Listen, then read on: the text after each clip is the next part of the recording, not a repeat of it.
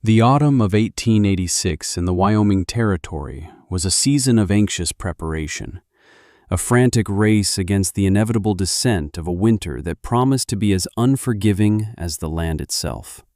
For Elara Vance, it was a season defined by a singular, consuming task that had made her an object of pity and quiet ridicule among her scattered neighbors. While other homesteaders were chinking walls with fresh mud and stacking cords of firewood ever higher, Elara was occupied with the hulking, skeletal remains of a river barge that lay half-buried in the mud and reeds of Cottonwood Creek. It was a relic from a failed freighting venture years before, its flat bottom split and its timbers bleached to the color of bone by a decade of sun and snow. To everyone else, it was firewood at best, a landmark of folly at worst. To Elara, it was a solution. It was the only solution. She was a widow of 5 months, a title that felt as ill-fitting and coarse as the burlap sack she used to patch the walls of her husband's hastily built cabin. Samuel had been a good man, strong and kind, but he had been a logger, not a builder. He knew how to fell giants in the forest, but not how to raise a shelter that could truly stand against the plains. The cabin he had left her and their 7-year-old son, Thomas, was little more than a box of rough-hewn timbers with a sod roof that had begun to sag and weep with every rain. Elara knew, with a certainty that chilled her more than the north wind, that the weight of the first heavy snow would bring it down upon them. She had lain awake through the September nights, listening to the wind find every crack in the daubing, feeling the cold seep through the thin walls, and planning. Her plan did not involve patching the roof. Her plan involved replacing it, not with more sod or hand-split shingles she lacked the time and strength to make, but with the entire inverted hull of the derelict barge. Her neighbors thought she had been driven mad by grief. Amos Kelleher, a man whose opinions were as solid and immovable as the granite outcrops on his land, had been the first to confront her. He had ridden over on his sturdy mare, his face a mask of strained neighborliness, and found Elara digging a wide, shallow trench around the perimeter of her cabin. She was not using a man's heavy spade, but a smaller garden trowel. Her movements patient and economical, her focus absolute. "Elara," he had said, dismounting and hooking his thumbs in his belt. "Dora sent me over with a jar of preserves. She's worried for you, for the boy." He gestured with his chin toward the barge, 100 yards distant. "Folks are saying you mean to move that thing." Elara had straightened up, wiping a smear of dirt from her brow with the back of her wrist, her eyes never leaving his. "I do," she had said, her voice even. "I mean to put it over the cabin." Amos had blinked, then let out a short, incredulous laugh that he quickly smothered. "Woman, that hull must weigh 2 tons. It will crush this little shanty flat to the ground before you even get it settled. It's madness." She had tried to explain then, her words chosen carefully, attempting to translate a principle she understood in her bones into a language a farmer might grasp. "It won't rest on the roof, Amos. The weight will be on the ground, on new footings. The curve of the hull will direct the force outward and down, not straight down. It's stronger than a flat roof could ever be." She had paused, seeing the blank incomprehension in his eyes, and decided to offer the more critical piece of her theory. "And the space, the air between the hull and the old roof, that will be the real insulation. It will trap the warmth from the stove. The cabin will stay warm. It will stay dry." Amos had shaken his head slowly, his expression shifting from disbelief to a kind of deep, sorrowful pity. "Air ain't a roof, Elara. Dirt is a roof. Timbers are a roof. Air is just empty. You're chasing ghosts. Let me and my boys come over next week. We'll lay a new course of sod for you, properly." She had thanked him for the offer and the preserves, but declined the help. Watching an outcome was not the same as understanding the principle. He saw a heavy boat. She saw a perfect shape. He saw empty air. She saw a blanket.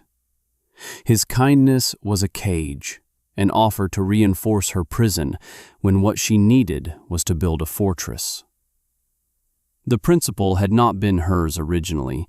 It was a piece of her father, a memory from a life so different from this one, it felt like it belonged to another person.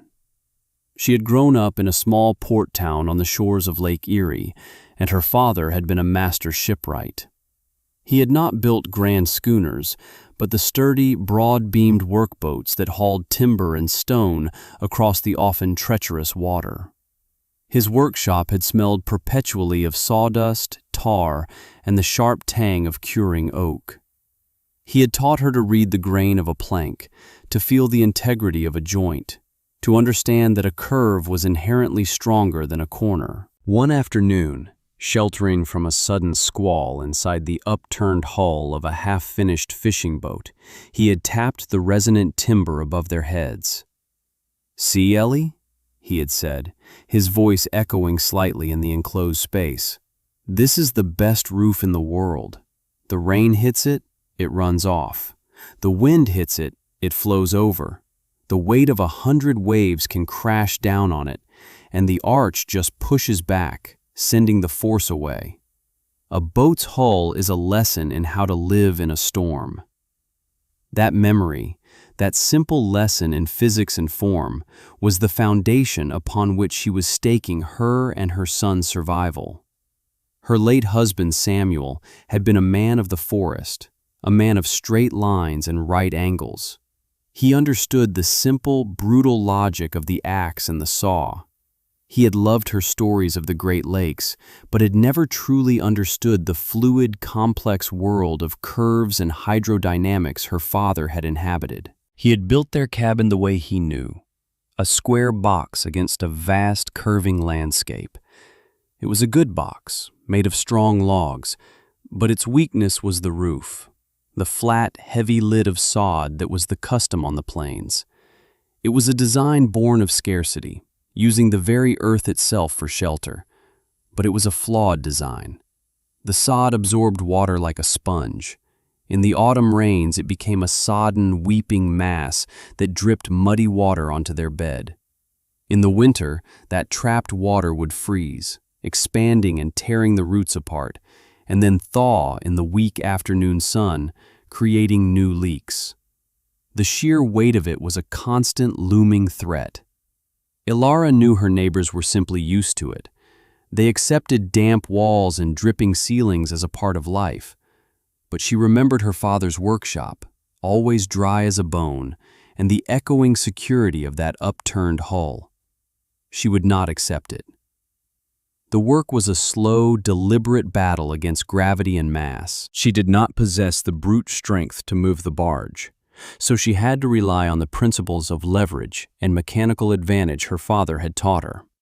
The first step had been to free the hull from the creek's muddy embrace. For a week she had dug, channeling the slow-moving water away from one side, exposing the keel. Then, using a long, fire-hardened pine log as a lever and a flat granite boulder as a fulcrum, she began the painstaking process of raising it, inch by agonizing inch. She would heave on the end of the lever, her whole body straining, gaining a mere finger's width of clearance. Thomas, small but determined, would scramble to shove rocks and smaller logs into the gap before she released the pressure. They worked in a silent rhythm, a small, two-person team against the immense inertia of the world. Each small victory, each groan of the ancient wood as it shifted, felt like a monumental triumph. The gossip that trickled back to her from the weekly supply run to the general store was that she was trying to dig a grave for the boat, or perhaps for herself. Amusement was a safer position for her neighbors to take than acknowledging the terrifying desperation that must be driving her. Once the hull was free of the mud, the true challenge began, moving it across 100 yards of uneven prairie ground. For this, she constructed a capstan, a tool so foreign to this land of plows and wagons that Amos Kelleher, upon seeing it, had simply stared in baffled silence. She found a thick, round cottonwood stump and, using an auger and chisel, carved it into a functional vertical axle, which she set firmly in the ground about 30 feet from the barge. She felled 2 smaller pines, shaping them into long poles that fit into sockets she carved in the capstan's head. Then she took every length of rope she owned, including the heavy traces from Samuel's logging harness, and wound them around the drum, anchoring the far end to the bow of the barge. It was a simple machine, a force multiplier. With Thomas holding the pawl, a simple wooden block that prevented the drum from spinning backward, Elara put her shoulder to one of the long poles and began to walk in a circle. The ropes creaked and tightened, stretching taut as iron bars. For a long moment, nothing happened. The capstan groaned. The anchor ropes vibrated with immense tension. Then, with a sound like the tearing of roots from the earth, the barge shuddered and scraped forward a few inches. It took her 2 weeks to move the barge 50 feet. Every day was the same. She would rise before dawn, check the ropes, and begin her slow, circular march. Her shoulders ached, her hands were raw with blisters, but with every rotation, the prize moved closer. She learned the language of the machine, the high-pitched squeal that meant the tension was too great, the low grumble that signaled the hull was catching on a rock, the satisfying thud of the pawl falling into place that marked another few inches won. During this time, Constance Hartwell, a widow who lived 3 miles down the creek, began to visit. Unlike the others, Constance brought not pity or advice, but silent companionship. She would sit on a nearby log, her knitting needles clicking a quiet counterpoint to the groan of the capstan, and simply watch. Sometimes she brought a small pail of warm milk or a freshly baked loaf of bread. She never asked Elara to explain herself, and Elara never offered. Her presence was a small island of acceptance in a sea of doubt, a quiet acknowledgement that a woman's reasons were her own. As the barge drew closer to the cabin, the final stage of the plan took shape. She needed to lift it, not just drag it. Around the cabin, in the trenches she had first dug, she and Thomas laid a foundation of heavy river stones, creating a sturdy, level base that stood a foot higher than the cabin's own foundation. This was where the hull's edges would rest. Then, on the side of the cabin facing the approaching barge, she began to build a ramp. It was a massive undertaking, constructed of earth, logs, and rocks, packed down layer by layer.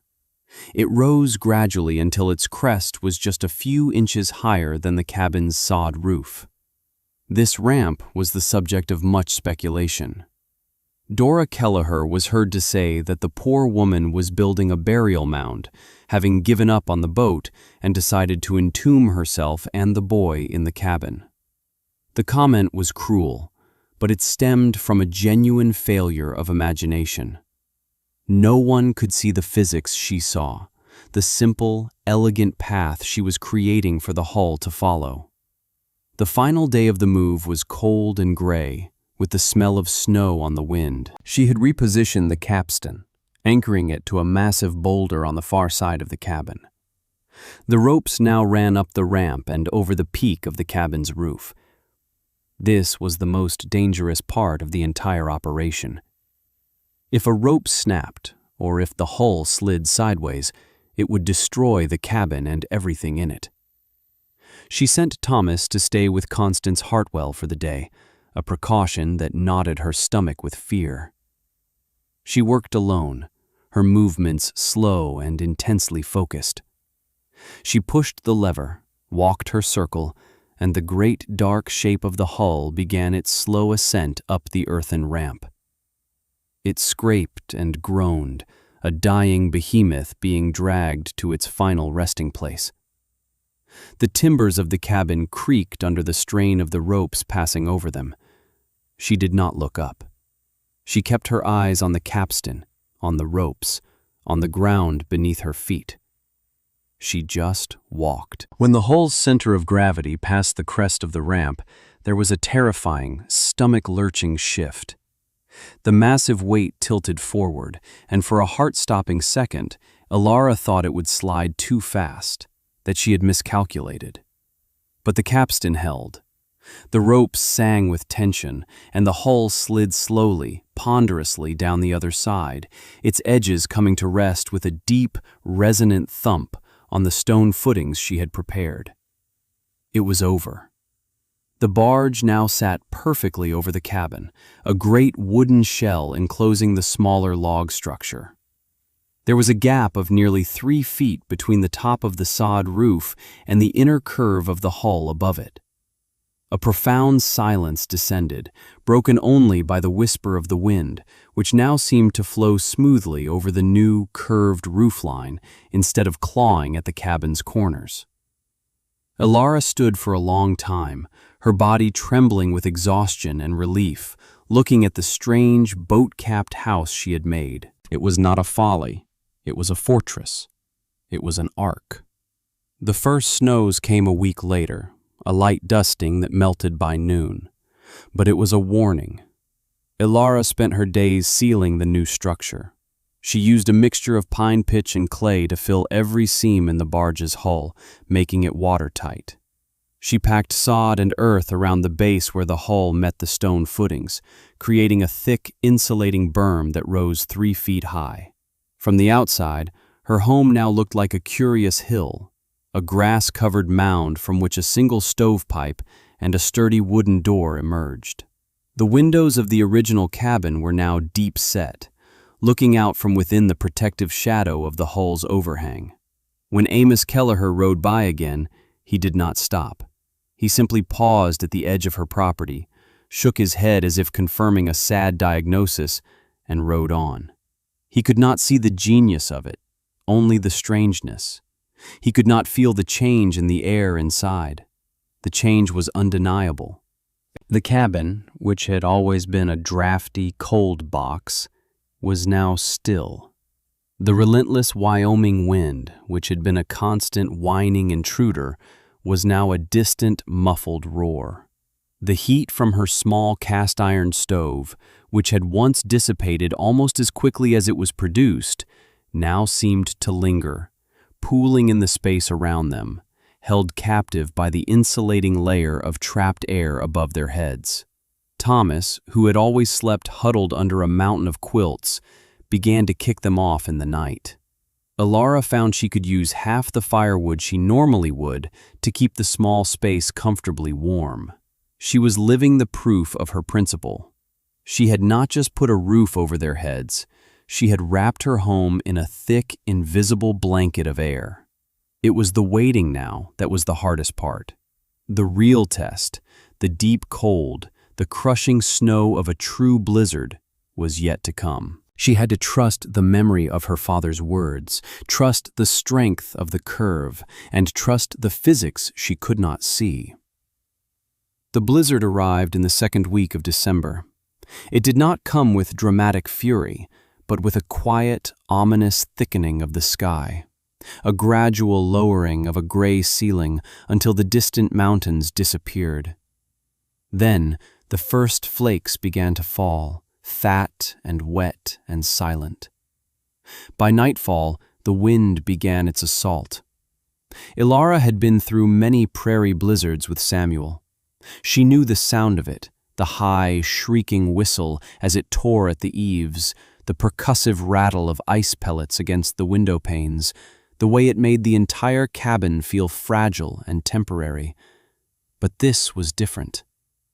Inside her ark, the storm was a transformed thing. The shrieking of the wind was a low, resonant hum, the sound of a great force being deflected and flowing harmlessly over them. There were no rattles, no whistles through the chinks. The world outside had been erased. but the world inside was serene. For 3 days, they lived in a pocket of calm within the heart of the tempest. The light from the windows dimmed as the snow drifted up against them, casting a soft, pearlescent glow into the cabin. Ilara kept the fire small and steady, marveling at how little fuel it took to maintain a deep and pleasant warmth. The old sod roof above them, which in past storms would have been dripping meltwater from the heat of the stove, remained perfectly dry. The snow that landed on the outer hull was insulated from the cabin's warmth by the large air gap. It was not melting. It was simply accumulating, and then, as the weight grew, sliding off the steep, curved sides to form massive drifts on the ground, away from the walls. She was not fighting the snow. The shape of her home was shedding it, shrugging it off like an unwanted coat. She and Thomas played checkers by the fire, read from their only book of stories, and ate the venison stew she had canned in the fall. They were not surviving. They were comfortable. They were safe. She would periodically place her hand on the interior log wall. It was cool to the touch, but it was not the life-leeching, penetrating cold she had always known. It was the neutral coolness of a barrier that was succeeding. On the morning of the 4th day, she awoke to a profound silence. The wind had stopped. The world was still. Pushing open the cabin door required all her strength, as a deep drift had formed in the lee of the house. When she finally forced it open, the scene that greeted her took her breath away. The world had been remade in white. The snow was a vast, sculpted ocean, with waves and crests 4, 5, even 6 feet deep. The sky was a brilliant, painful blue, and her home was a smooth, white dome, a perfect hillock in the landscape. The immense weight of the snow that had fallen had been shed almost completely, sliding down the curved hull to form towering drifts that flanked the house like protective walls. Smoke curled lazily from her stovepipe, the only sign of the life held warm and safe within. She took a deep breath, the frigid air stinging her lungs, and felt a quiet, fierce triumph. It had worked. Her father's principle, translated from the waves of Lake Erie to the snows of Wyoming, had held true. 2 days later, she saw a figure struggling through the drifts. It was Amos Kelleher, on foot, leading his horse. He moved slowly, his face grim, post-holing through the deep snow. He was checking on his neighbors, a grim duty after a storm of this magnitude. He clearly expected the worst. He probably anticipated finding a flattened ruin, the final, tragic proof of the widow Vance's madness. As he drew closer, he saw her, calmly splitting kindling by the side of her strange, snow-covered mound. His stride faltered. He stopped, staring, his expression a mixture of exhaustion and utter disbelief. He saw the intact structure, the wisp of smoke, the woman working as if it were any other winter morning. "Ilara!" he called out, his voice hoarse. "You're all right. The boy?" "We're fine, Amos," she replied, her voice carrying easily in the still, cold air. "Warm and dry.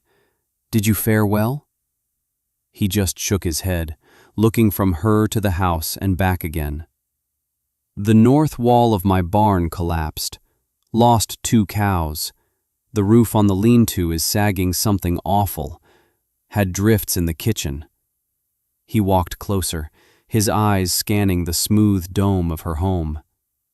How is this standing? The weight of the snow should have crushed it." "The shape sheds the weight," she said simply. "Would you care for some hot coffee? You look frozen through." She led him inside. The moment he stepped through the door, the effect was profound.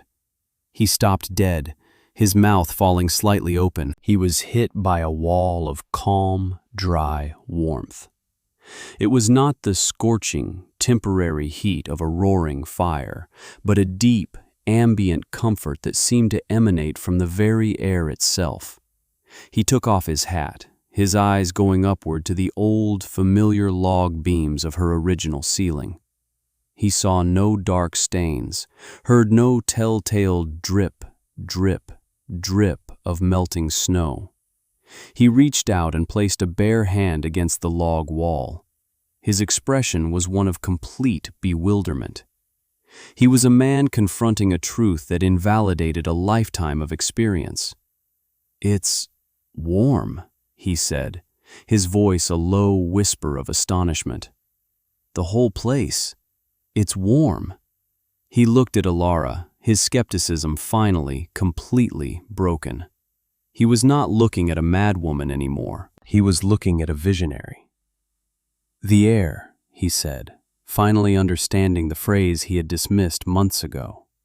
"That space between, it held the warmth. I'll be—" He breathed out, a cloud of steam in the cold air of the doorway. It worked. It was the plainest, most profound admission of fallibility she could have imagined, and it was more satisfying than 1,000 apologies.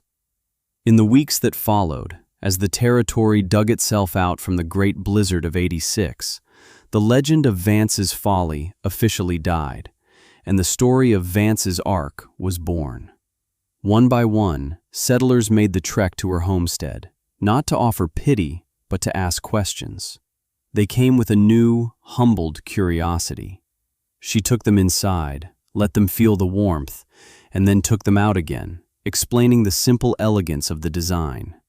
She spoke of the load-bearing strength of the arch, showing them how the hull directed the weight to the ground, not the cabin. She explained the principle of the insulated air gap, the blanket of nothing, as one man called it, that was more effective than a foot of sod.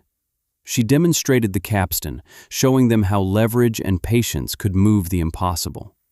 She gave her knowledge away freely, without a hint of triumph or condescension, understanding that shared wisdom was the only kind that truly mattered in a place like this. The following summer, 2 more families salvaged what they could from other wrecks along the creek, and, with Alara's guidance, built their own ark homes. They became the warmest, driest, and safest shelters in the valley, their curious, rounded shapes a testament to a new kind of frontier ingenuity. The design was never widespread. The supply of abandoned barges was, after all, limited. But the principle behind it began to take root. Men started building their homes with a deliberate airspace between the inner and outer walls, packing it with grass or sawdust, consciously creating an insulating layer. The fundamental idea, that the space between things was as important as the things themselves, began to alter the very architecture of the valley. Alara Vance lived in her boat-roofed house for another 40 years. She raised her son there, and he grew into a man who, like his grandfather, understood the strength of a curve and the wisdom of a well-made structure. He became a builder himself, known for his clever, warm, and durable homes that dotted the landscape as the territory became a state. The Ark itself stood for nearly a century, a local landmark and a silent monument to the quiet, determined woman who had listened to a memory and dared to defy the conventions of her world. Her solution, born of desperation and engineered with a shipwright's logic, had not only saved her and her son, but had subtly and permanently altered the community's understanding of what it meant to build a home, proving that true shelter wasn't just about keeping the storm out, but about holding the warmth in.